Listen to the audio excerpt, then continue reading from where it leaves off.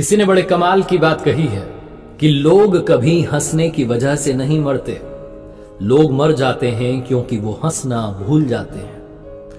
नमस्ते दोस्तों, मैं हूं आरजे कार्तिक। 3 बाबाओं की कहानी सुनाता हूं।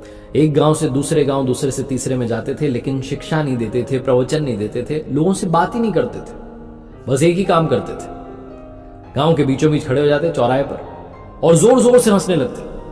उनको हंसता हुआ देख करके 5-10 लोग इकट्ठे हो जाते, फिर भीड़ होती थी तो और लोग आ जाते और ये हंसते ही रहते थे, पूरे कंसंट्रेशन के साथ, डेडिकेशन के साथ, तल्लीनता से हंसते थे। इतना कमाल का हंसते थे कि जो लोग खड़े होते थे आजू बाजू, उनको भी हंसे आ जाते थे और सब लोग हंसते चले जाते थे।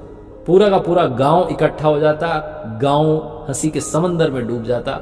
लोग अपनी चिंताएं, अपना दुख दर्द भूल करके सिर्फ हंसते चले जाते।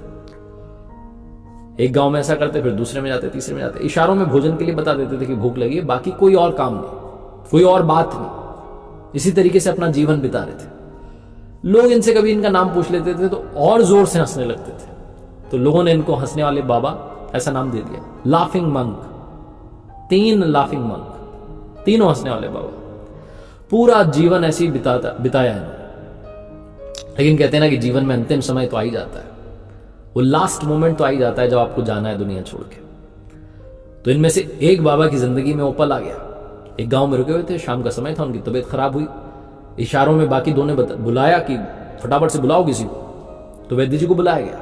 वैद्य जी ने काफी इलाज किया लेकिन बचा नहीं पाया। रात में 1:30-2 बजे के लगभग उस एक बाबा की जान चली गई।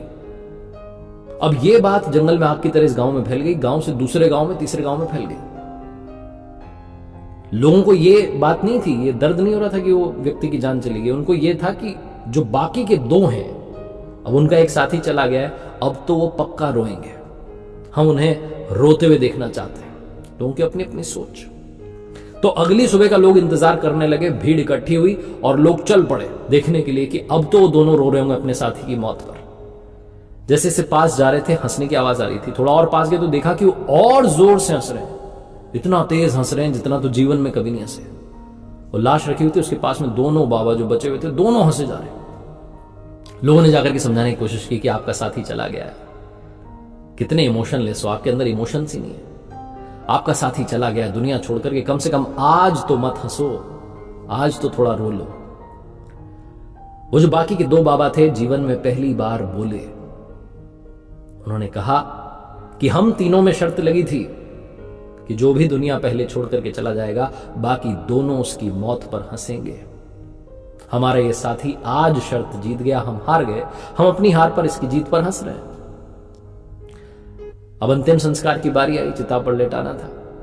तो लोगों ने कहा भाई कपड़े बदल दो, नए कपड़े पहनाते हैं, परंपरा है। तो बाकी के 2 बाबा ने कहा कि नहीं, इसकी भी हमारे बीच में जो है बात हुई थी। इसने कहा था कि जब मेरा अंतिम संस्कार हो रहा हो तो मेरे कपड़े मत बदलना, इन्हीं कपड़ों में मुझे लेटा देना, क्योंकि मैं कभी अशुद्ध हुआ ही नहीं। इतना हंसा जीवन में कि अशुद्धि मुझ पर जमी ही नहीं। छोटी सी कहानी जिसका सार सिर्फ यह है कि जीवन में हंसते चलिए। हम में से बहुत सारे लोग हंसना भूल चुके हैं, इतना टेंशन में रहते हैं, इतना स्ट्रेस पाल रखा है कि मुस्कुराना भूल गए। इस दुनिया में ईश्वर ने हम मनुष्यों को एक गुण दिया है कि हम हंस सकते हैं, मुस्कुराहट फैला सकते हैं, मुस्कान बांट सकते हैं, लेकिन हम उसी गुण को भूलते जा रहे हैं।